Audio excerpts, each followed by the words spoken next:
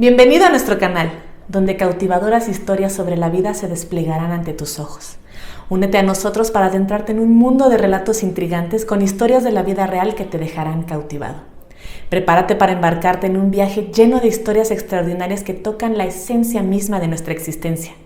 Suscríbete ahora y exploremos el cautivador mundo de las historias reales. Ludmila se retorció en el asiento de madera del tren. Era incómodo y sofocante, lo que siempre ocurre en los trenes de cercanías. Y fuera de la ventanilla hay una vista típica: tejados de casas, estaciones destartaladas. En algunos lugares, vallas arrugadas y verdor, el verde de los árboles y los arbustos, que durante siglos ha adornado con su esplendor esmeralda la sencillez de la vida en el interior rural. Ding, trinó el móvil en las manos de la chica. Ni siquiera se dio cuenta de que se había quedado dormida. Obedeciendo al parpadeo hipnótico de los postes a lo largo de la carretera, abrió la tapa de su móvil. Tenía un viejo catre. No podía comprar otra cosa, y miró la tenue pantalla. Y Eva luchando de nuevo. Escribió uno de los gemelos. Y no quiere fregar los platos, decía otro mensaje. Y la mujer suspiró cansada, pensando en sus hijas. ¿Siempre se peleaban así? No, quizá empezó hace poco, cuando empezaron a ir al colegio.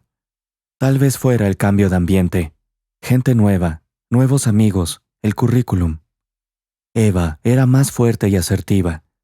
Era ese tipo de persona que se abría paso a codazos entre la multitud para llegar a su meta. María era más modesta, más dura. Eva comprendió enseguida las reglas del juego en la escuela.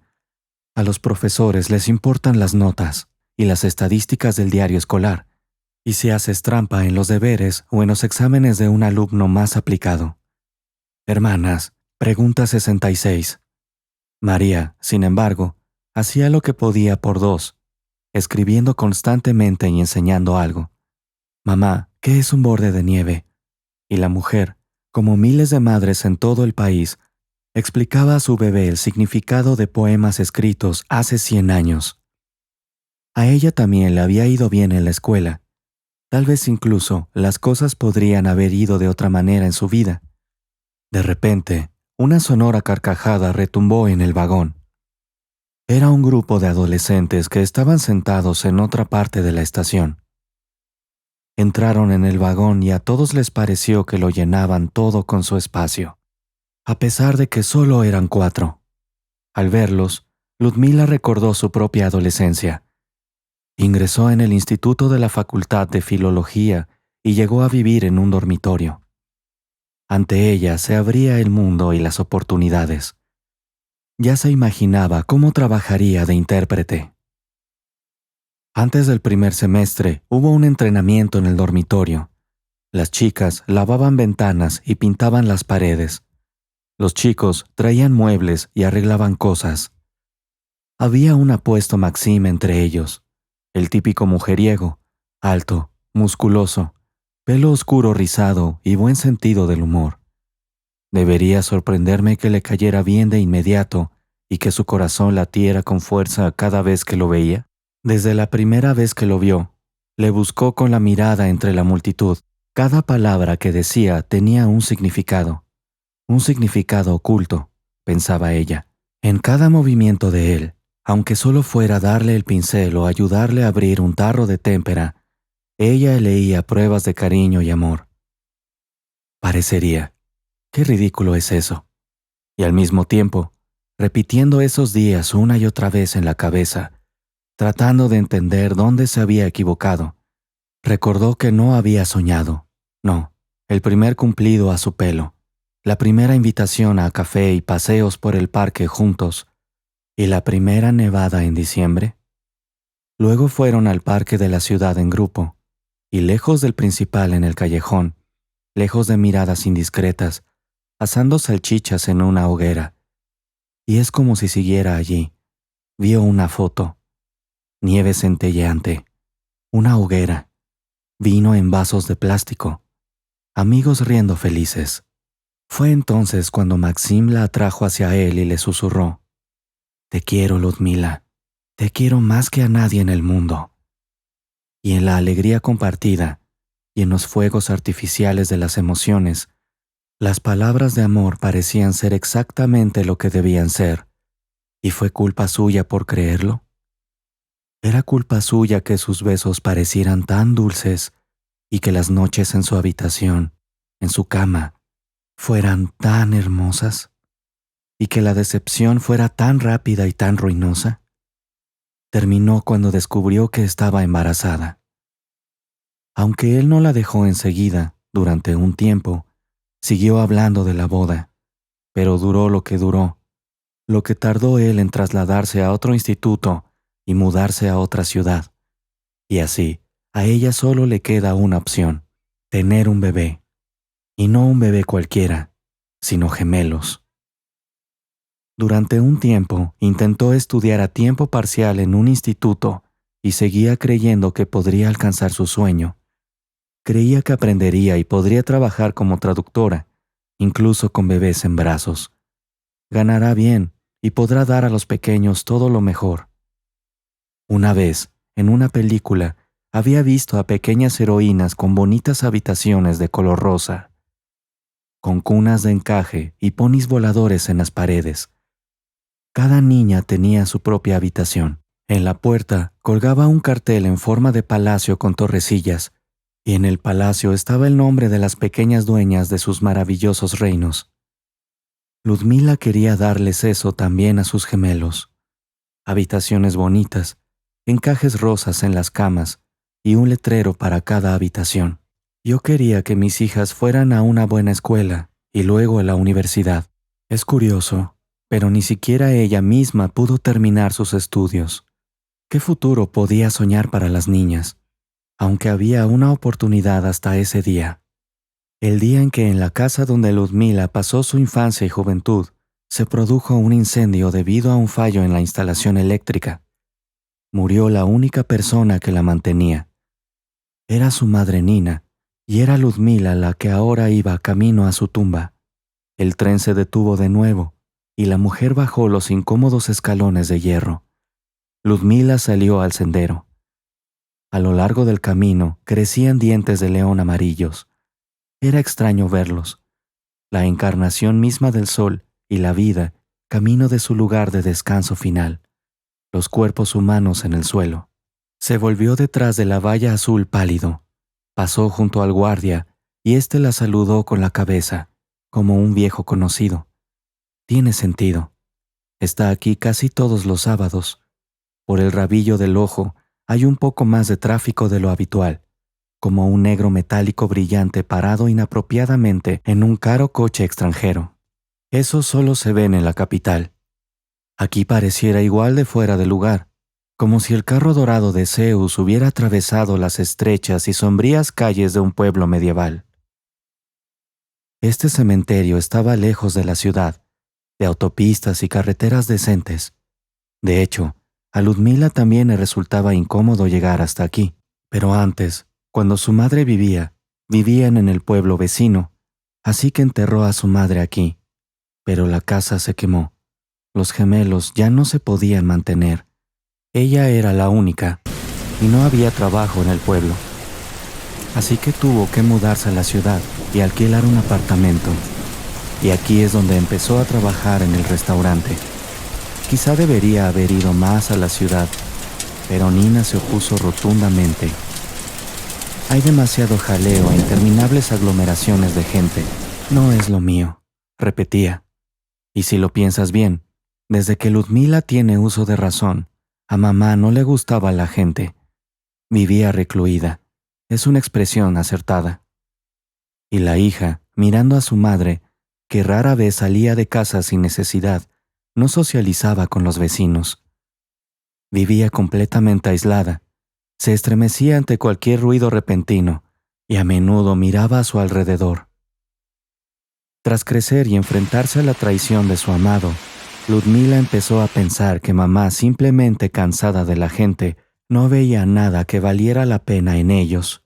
Después de todo, dicen que por una razón, el infierno son las personas. Y quizá uno de los peores era el padre de Ludmila. Su mamá nunca hablaba de él, y la niña no lo conocía. Pero la única vez que su hija preguntó por él, su madre se asustó terriblemente. Luego se enfadó y le prohibió terminantemente que no preguntara por su padre. Debido a esta violenta reacción y al hecho de que la madre empezó a esconderse aún más de la gente, Ludmila decidió que su padre era un hombre terrible. La tumba de Nina estaba bien cuidada, tanto que destacaba desde lejos. Ludmila pasaba por aquí todo el tiempo, limpiando, arrancando malas hierbas, pintando la valla. Aquí, junto al monumento de la tumba, plantaba flores, modestas y sin pretensiones. Mamá la quería tanto. No me olvides, porque es verdad. Mientras recordamos a una persona, mientras vive en nuestro corazón, un trozo de ella sigue en la tierra. Un vígaro tan azul como los ojos de Nina. Ludmila recordaba bien aquellos ojos y lamentaba no haber heredado su hermoso color. Normalmente, cuando una mujer llegaba a una tumba del cementerio, empezaba a limpiarla. Era un ritual semanal. Es como si estuviera visitando a su madre, hablando con ella, como si aún mirara sus ojos azules. ¿Quién sabe? Tal vez incluso estas visitas sean más necesarias para los vivos que para los difuntos. Al fin y al cabo, ¿cuántas palabras no se dicen en la vida? ¿Cuántos actos no se hacen por los seres queridos? ¿Cuántas palabras irritadas y poco amables dejamos caer en el ajetreo de la vida cotidiana y no lo sabemos? ¿O no pensamos que llega el momento y no hay nada más que podamos hacer por el ser querido, más que cuidar la tumba y buscar los ojos amados en el azul del vígaro? Y realmente, si se piensa, mientras Nina Grigorievna vivía, no había una relación muy estrecha, más bien distante y poco afectiva. Al mismo tiempo, Ludmila reconoció que, hasta donde se lo permitía el carácter de su madre, seguía preocupándose por ella. Y cuando la anciana murió, hubo un vacío en la vida de Ludmila. Sí, tiene sus propios hijos, unos gemelos preciosos, dulces y traviesos, pero los niños son lo primero. Una madre siempre los pone en primer lugar, y este orden natural de las cosas no ha cambiado desde hace miles de años. El amor incondicional es el amor de una madre. Quizá por eso, para ahogar el vacío, su hija iba siempre a la tumba, quizá porque no había nadie más a quien acudir. Como hoy, cuando los problemas volvieron a llamar a su puerta, y ella, de verdad, no supo qué hacer. Mientras la huérfana se desplomaba exhausta ante la tumba de su madre, ni siquiera se dio cuenta, mientras una lágrima silenciosa brillaba en su mejilla. Estoy aquí otra vez, mamá. Me duele otra vez. No sé si podré soportarlo. No sé cuánto tiempo más voy a sufrir. Mami, mi mami, lloraba Ludmila, apoyando la frente en la fría piedra. La situación de Ludmila era realmente terrible, porque ayer la despidieron del trabajo. ¿Cómo va a pagar el alquiler y alimentar a los niños? El hijo del propietario del restaurante donde trabajaba nuestra heroína la despidió, acusándola de robar. Aunque todo lo que ella hacía no era más que coger las sobras de los niños, una práctica bastante habitual en hostelería. No puedes tirar comida que los clientes rechazaron, sobre todo con un par de personas hambrientas esperando en casa. Sí, y el antiguo propietario Leonid del restaurante bolognés, que servía comida italiana, hacía la vista gorda ante tales cosas. A menudo repetía la frase: si un hombre da de comer a un hambriento, entonces Dios lo alimentará con los frutos del paraíso. Y comentó que no podía dormir bien, sabiendo que sus empleados duermen con hambre. Pero, al parecer, su hijo Kirill, el nuevo propietario del restaurante boloñés, adoptó una postura muy distinta. Por un lado, respetaba inmensamente que su padre hubiera recorrido un largo camino, desde simple cocinero hasta propietario de un restaurante popular, así que realmente quería mantener viva la obra de toda la vida de su padre. Por otro lado, no aprobaba los principios empresariales de su padre. La complejidad del negocio restaurantero radica en su rápida evolución, y siempre es necesario reaccionar con rapidez. Al mismo tiempo, Leonid valoraba los sentimientos y emociones que surgían al crear un nuevo plato. Veía que tenía una reacción instantánea y conocía personalmente a sus comensales.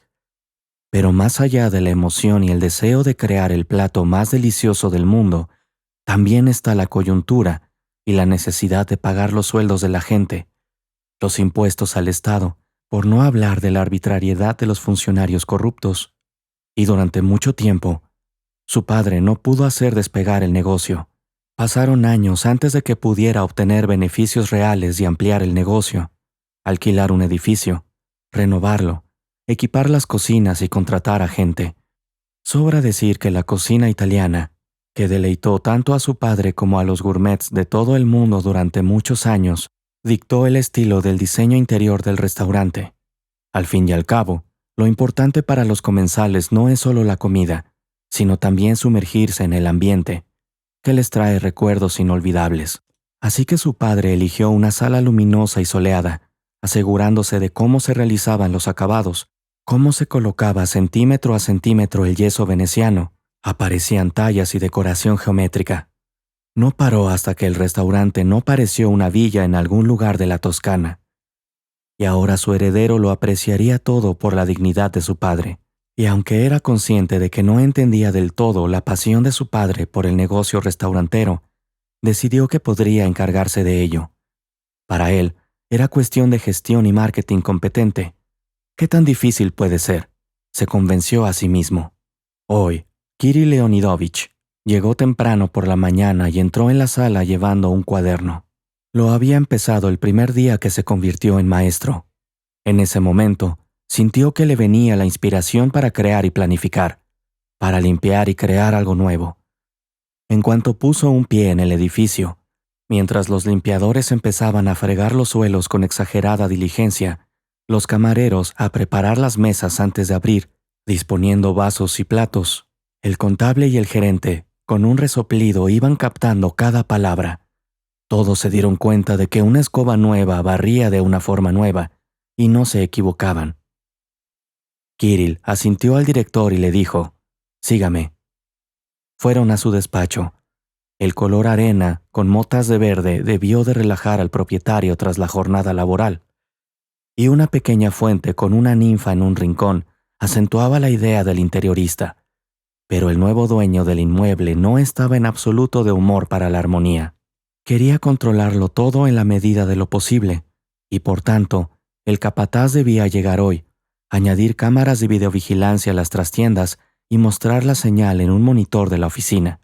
El hombre se sentó en su silla y miró al director. Abrió su cuaderno y repasó las anotaciones con los ojos. «Te encargué la tarea de revisar nuestra plantilla. Está demasiado hinchada». Sí, estoy de acuerdo», murmuró el gerente a cambio. «Pero por ahora, el chef no quiere desprenderse de ninguno de sus ayudantes. Dice que cada uno tiene su función, y que no solo no quiere desprenderse de su gente, sino que cree que necesitamos más gente». «Está loco», se encolerizó Kirill. «¿Debería empezar con él?» No. Tu padre se esforzó mucho para convencer a Timur de que trabajara aquí, y él aceptó con ciertas condiciones.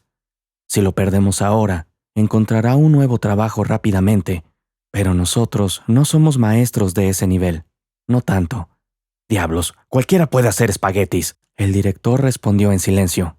Era un hombre cobarde que prefería no discutir, pero incluso él se dio cuenta de que la gente no venía a admirar la decoración veneciana.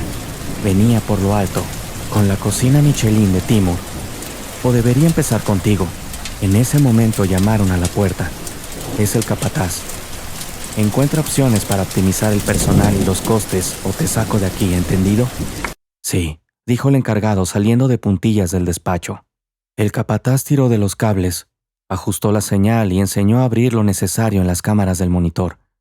Kirill se arrimó a la pantalla y observó primero al personal de cocina, y luego salió de la habitación. Se acercaban las 11 y los primeros comensales entraron en el restaurante. Normalmente era la hora de comer de los empleados de las oficinas cercanas de las grandes empresas. Por supuesto, no eran pequeños, ni el plancton de oficina. Simplemente no podían permitirse el nivel de precios de un restaurante boloñés.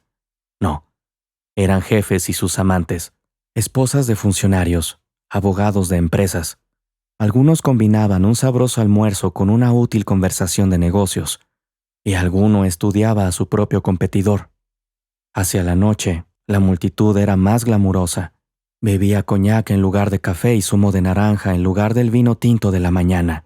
Los trajes y el maquillaje de las mujeres eran más brillantes, las joyas más grandes y caras, y los abogados eran sustituidos por socialités y niños ricos. Después de una cena cara, iban a las discotecas, pero por muchas que hubiera, el amarre de su barca de la algarabía, el primer paso en la noche desenfrenada era un restaurante donde saborear una deliciosa comida y tomar la primera copa de la noche.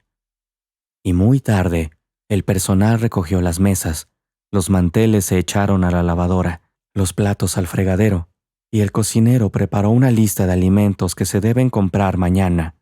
Tradicionalmente, empaquetaba las sobras en cajas para los hijos de Ludmila. Es una costumbre que se formó en los tiempos en que el restaurante pertenecía al antiguo propietario. Leonid apreciaba mucho su habilidad como cocinero, amaba la comida italiana, simplemente amaba su negocio y el restaurante, pero sobre todo, valoraba a su equipo, a su gente. Solo con buena gente sucederán cosas buenas en los negocios, repetía incansablemente, y a su manera se preocupaba por todos los que trabajaban para él.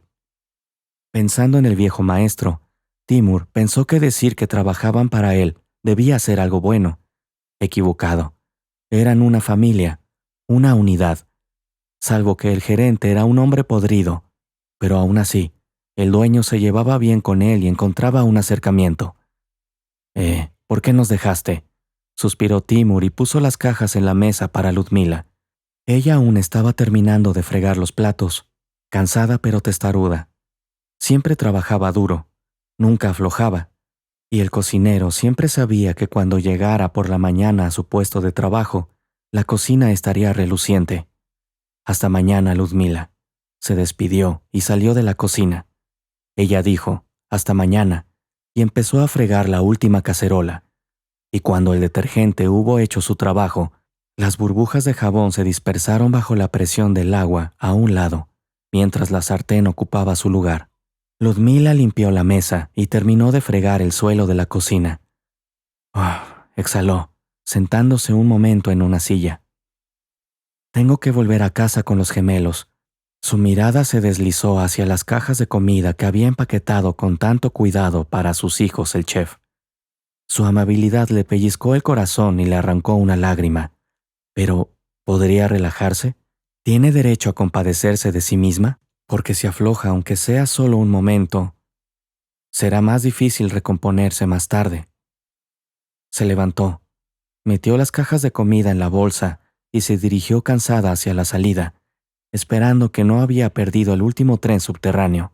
No se había dado cuenta de que durante todo este tiempo había estado rezagada.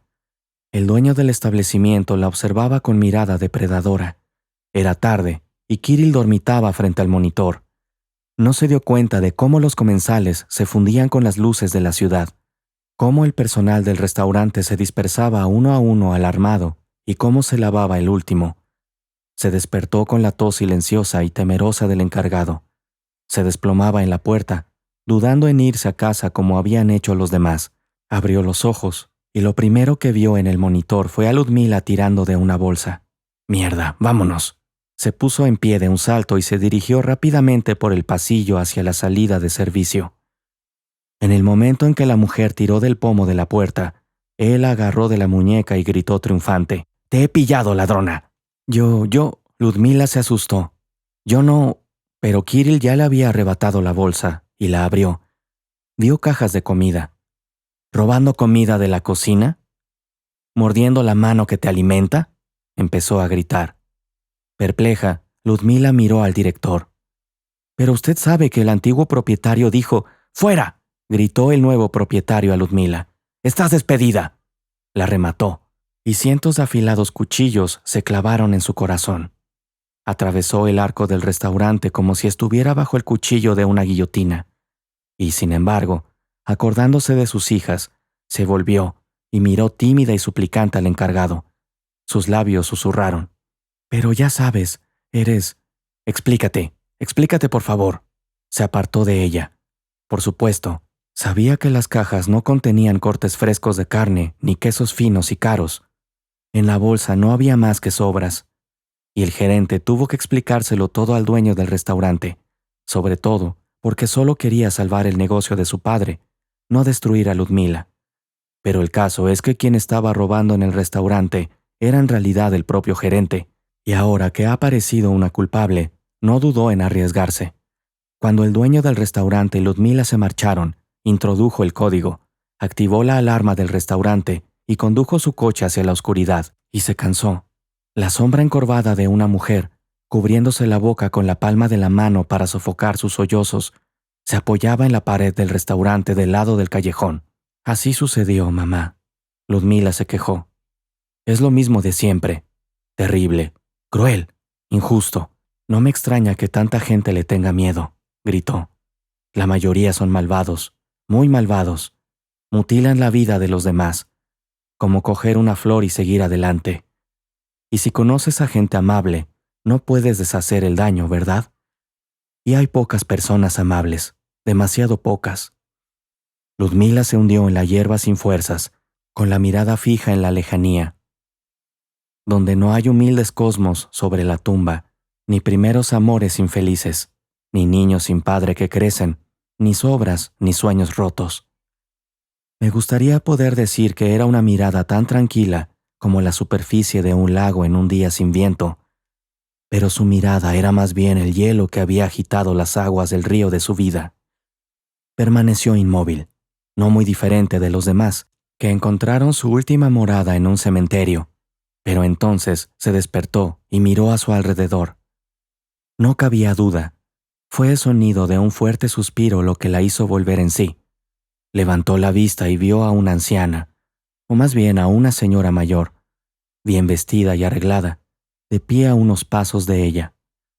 La señora estaba mirando la tumba de su madre. Había una intensa emoción y una especie de decepción en su rostro, como si hubiera buscado algo durante mucho tiempo, pero hubiera encontrado lo equivocado. Perdone, dijo la mujer a Ludmila. ¿Quizás se ha perdido? Ojalá. Llevo tanto tiempo buscando a Nina, con tantas esperanzas de que siga viva, pero la vida se ha vuelto a burlar de mí. ¿Eran amigas?, preguntó la hija de la fallecida. Se podría decir que sí, dijo, una anciana con un pañuelo en la mano. Pero no te recuerdo en absoluto, no te conozco. ¿Y tú? ¿Quién eres para Nina?, contrapreguntó la mujer. Soy Ludmila, su hija. ¿Hija? Se agitó y se tambaleó. Ludmila se levantó de un salto y sentó a la pobre chica en el banco. ¿Cuántos años tienes? Acabo de cumplir 77. Oh. La anciana se inclinó hacia Ludmila. Parecía clavar en ella toda la mirada que le permitía las lágrimas que corrían incontenibles por sus mejillas. Quizá debería pedir ayuda a alguien, se ofreció Ludmila, pero la anciana solo apretó más fuerte su mano y suplicó. No, escucha. Tienes que escucharme. Estaba tan preocupada que su interlocutora no se atrevía a moverse. Fuera lo que la señora tenía que decir, debía de resultarle muy inquietante, y lo menos que podía hacer era escucharla. Así que Ludmila volvió a sentarse en el banco y se volvió hacia la mujer, inclinándose ligeramente hacia adelante, haciéndole saber que se quedaría a escucharla. Hace muchos años, de niña, vivía en un lugar pequeño y tranquilo, no muy diferente de la del pueblo. Empezó su historia. Y como muchos otros escolares, cuando terminé la escuela decidí irme a la capital a buscar una vida bonita. Mis padres apoyaron mis aspiraciones y me dieron dinero por primera vez. Mi madre hacía pasteles para el camino, como todo el mundo. Es extraño cómo ciertos detalles permanecen en nuestra memoria. Aún recuerdo el vestido floreado de mi madre y una sonrisa de despedida con toda una paleta de sentimientos, apoyo, dudas y preocupaciones. Nos despedimos. Subí al tren y me dirigí al encuentro de mis sueños. Tengo que describir a una chica de provincia sin buena educación y experiencia, en busca de trabajo, alojamiento o contacto con algunas de las personas que conozco. Fue duro, pero aún así, la fortuna ama a los persistentes y la suerte me sonrió. Sofía, una mujer imperiosa y despótica, heredó el negocio de su marido, aumentó sus ingresos y llegó el momento de comprar una casa grande. Reclutó una plantilla de sirvientas y yo conseguí trabajo con ella como criada. Y Nina, la cocinera, fue contratada junto conmigo. Por supuesto, aunque la casera era a veces insufrible, el trabajo también tenía su lado positivo. La mansión tenía una dependencia para los criados, así que Nina y yo también pudimos vivir allí. Nos hicimos amigas enseguida, dos provincianas que venían a buscar su felicidad, y a pesar de la diferencia de edad, creí encontrar una amiga para toda la vida. Las personas son criaturas extrañas. Somos fuertes y podemos hacer mucho, pero siempre buscamos el apoyo de alguien. Creemos en los espíritus afines, en el amor, en los amigos. No queremos estar solos. Ese chico travieso, sonrió amargamente la narradora. Era el hijo de la patrona. Ojalá lo supiera la juventud o la vejez. Y si a las mujeres en nuestra infancia y juventud no nos contaran cuentos de hadas sobre hermosos príncipes, amor, matrimonio y que todo en nuestras vidas depende de los hombres, nuestras vidas serían mucho mejores. Pero mientras las niñas sueñan con príncipes en los cuentos de hadas, esos mismos príncipes rompen y destrozan sus alas y destruyen sus vidas sin piedad. No había nadie cerca para darme palabras de sabiduría. Ludmila recordó un dicho de los últimos años. No me desees un marido rico, desea solo riqueza. ¿Para qué necesito un intermediario entre el dinero y yo? Entonces, qué maravilla, continuó el cuento, que yo creyera que Carlos era el verdadero príncipe con el que he soñado toda mi vida. Sobre todo porque se supone que es él, flores, regalos, promesas de llevarte al mar. ¿Y qué palabras dijo? Ese Casanova estaba de vacaciones, y mientras soñaba, me dejó embarazada. Típica historia de tontos. Fue entonces cuando las gafas de color de rosa se vinieron abajo. Tendrías que haber visto la rabieta que montó cuando se enteró de que estaba embarazada. Me gritó que era una mercenaria, que era una mentirosa, que intentaba tenderle una trampa, y al final me dio dinero para operarme. Pero ¿cómo? ¿Cómo podría haber abortado? Supe que quería a este bebé desde el primer minuto en que lo vi. No sé si es instinto o un amor superior, pero nunca me desharía de un feto. Así que me quedé en la casa, con la esperanza de ganar dinero para el bebé. Todo lo que pueda, ese es el tiempo que me quedaré aquí, decidí. Y todo fue bien durante un tiempo, pero al cabo de unos meses se me notó la barriga. Empezaron las habladurías y los rumores llegaron a oídos de la casera. Sofía me llamó y me dio una verdadera paliza. En su plan de vida no había lugar para una novia provinciana. Y es ridículamente insultante que el niño fuera concebido por ella, el hijo y ella. Aparentemente conociendo bien a su descendiente, ni siquiera empezaron a dudar de que el niño era de Carlos. Entonces la casera se calmó. Dijo, no hay nada que hacer. Todo debe estar con la familia. Quédate un tiempo en la dependencia y luego decidiremos. Debería haber sospechado que algo iba mal, pero estaba tan contenta de tener un lugar donde vivir y un trabajo por ahora que ni siquiera me di cuenta de que Carlos se iba de casa.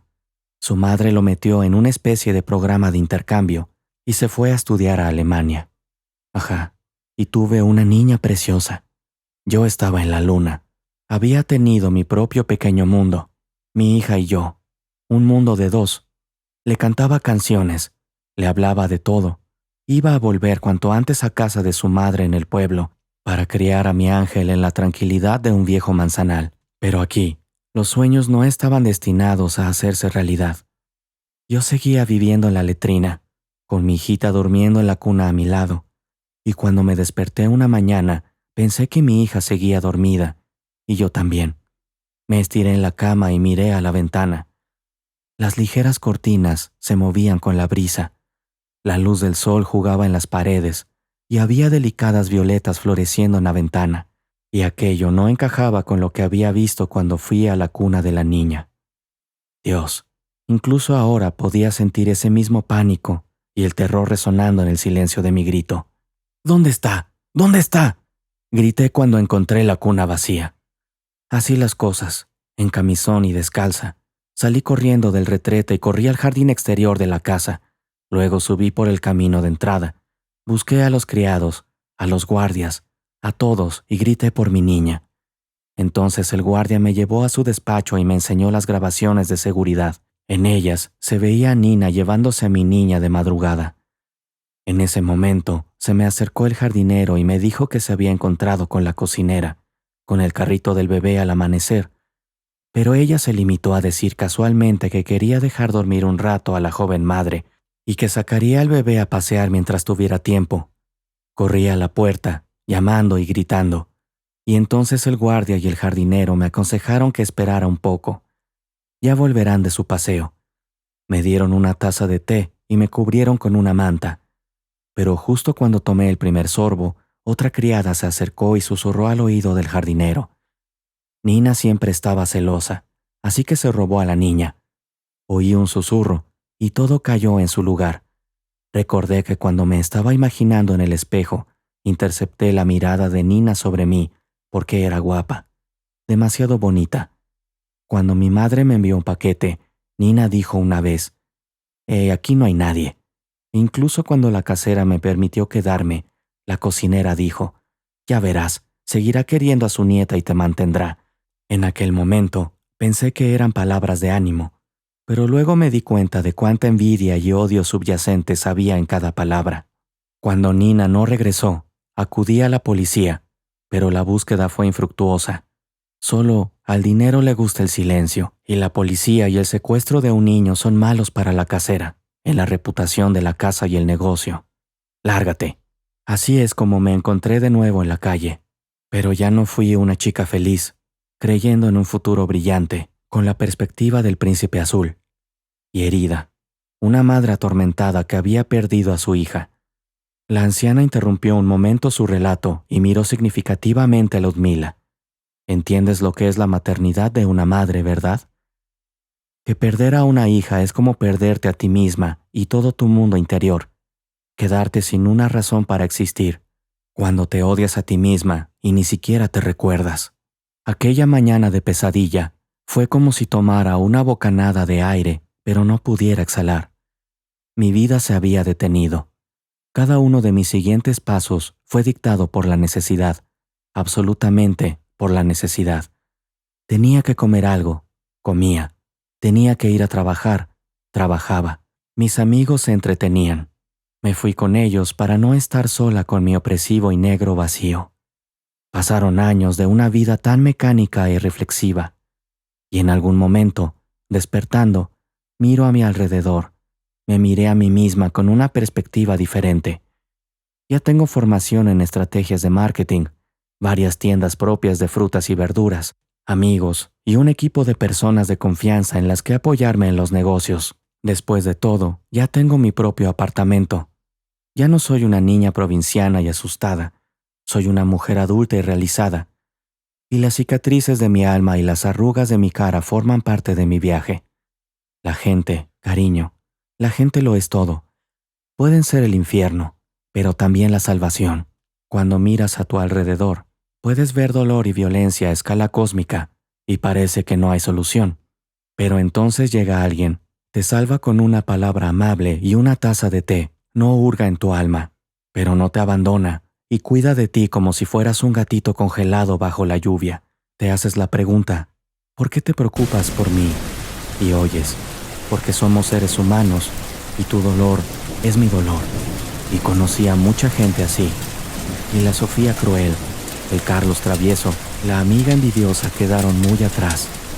Pero en cuanto me di cuenta, Sofía me buscó y me pidió que fuera urgentemente. Se estaba muriendo y no podía negarme.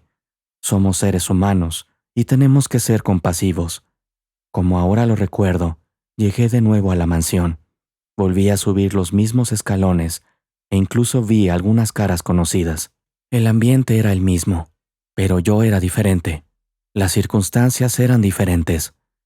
Estaba tranquila, quizá incluso un poco arrogante. Y fue entonces cuando la vida me abofeteó de nuevo en la cara. No te emociones demasiado, aún podría pasar. Así que aparece toda vestida y arreglada. Acércate, susurró con voz chirriante. Acércate. Yo también era así, confiada, y ahora te llamo para disculparme. ¿Quién sino yo? Mi Carlos, el pequeño granuja, murió hace mucho tiempo. Solía meterse con sustancias ilegales. Eso no es nada bueno. Es curioso, me esforzaba tanto por protegerlo y debería haberlo salvado de ti y de mi egoísmo. Así que me arrepiento. ¿Y mi hija? Nina la robó por orden mía. Primero vino a la vuelta con el cochecito y luego el coche que llamé se los llevó. Me encontré con ella más tarde en la ciudad y le di una gran cantidad de dinero y los envié a la antigua aldea donde vivía mi abuela. No sé si siguen allí, si están vivos o no. Nunca me ha interesado mucho, pero no quiero arrastrar esto a la tumba. Procura encontrarlos. Y si mi nieta vive, todo esto, la anciana señaló con la mano hacia la casa, todo esto es suyo ahora. Haz firmar todos los documentos ante el notario y dile a la nieta que la abuela está amargamente arrepentida de todo. Ahora, cariño, adelante. Tú eres la alfabetizada. Tú eres la que tiene las cartas. Quiero morir en paz. Ahí está mi estúpido hijo esperándome. Mamá, mi madre era amiga de tu madre. Ludmila se alarmó de repente. ¿Pero cómo? Si todavía no tiene hijos. Tú eres mi hija, tonta. Tú eres mi bebé, mi sangre. Sollozando, la señora abrazó a Ludmila y sollozando, susurró. Me llamo Alejandra y yo soy tu madre. Pero no puede ser. ¿Cómo puede ser? Ludmila estaba completamente confusa, pero entonces una serie de recuerdos atravesaron su cerebro como un relámpago. Nina Grigorievna siempre había tenido miedo de los policías. Nina siempre se escondía de la gente, y su relación con Ludmila era fría, como si no fueran familia en lo absoluto. Todo se desmoronaba a su alrededor. Todo lo que conocía. Y luego 1000 pedazos giraban y se alineaban en un cuadro completamente distinto. Y su nueva vida, su abuela rica, su padre estúpido, su amiga celosa, todo ello se entretejió en su destino y se convirtió en los cimientos sobre los que construiría su nueva vida.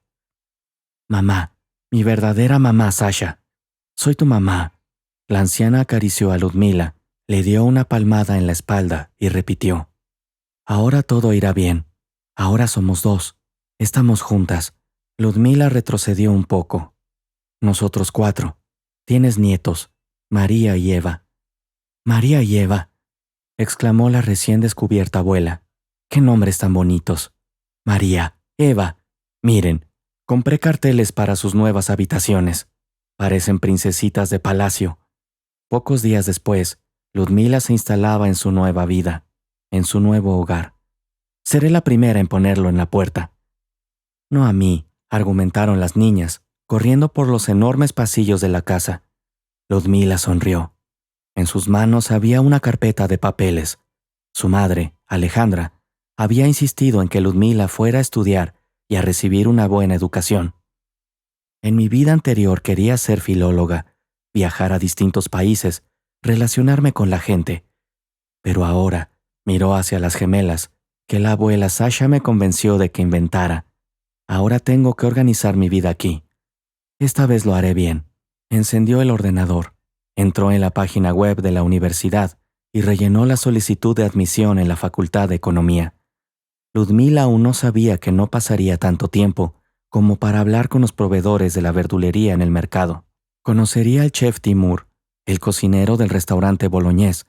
Se quejará de que el nuevo propietario, Kirill Lodinovich, falla en el caso, pues el robo no termina y el propietario no sabe en quién confiar y en quién no. El restaurante tiene grandes pérdidas y está a punto de quebrar. Esto aterroriza a Ludmila, porque el antiguo propietario, Leonid Markovich, la salvó literalmente. Solo gracias a él sobrevivieron. Así que hará un trato con el cocinero para que le suministre buenas verduras con descuento, pero le aconsejaría que echara al encargado. Después de todo, era a través de él que se hacían todas las compras, lo que significaba que es él quien hace algo con el precio. Y después de un tiempo, cuando la cooperación entre la cadena de tiendas de Ludmila y el restaurante boloñés se fortalezca, El chef organizará una fiesta en honor de ella, y Ludmila y Kirill Leonidovich se verán de un color completamente diferente. Sí, no son príncipes ni princesas. Cometen errores. Tienen defectos y la vida los ha desgastado. Pero las personas no se enamoran y se casan para salvarse mutuamente de dragones míticos, sino que caminan de la mano por la vida para conocerse, aceptarse y crear algo nuevo. Y una mañana, cuando Ludmila le susurre a su marido, «Vamos a tener un hijo», él no saldrá corriendo al pueblo de al lado, ni se irá lejos por una frontera. No, Kirill dirá, «Una vez vi un cochecito de bebé con un acolchado genial y unas ruedas grandes y gruesas que te permiten atravesar cualquier nevada. Iré a comprar uno, pero no sabes si es niño o niña. Elegiré un color neutro». El hombre la besa y baja corriendo las escaleras gritando a toda la casa, «Voy a ser papá». Tiene un futuro hermoso y maravilloso.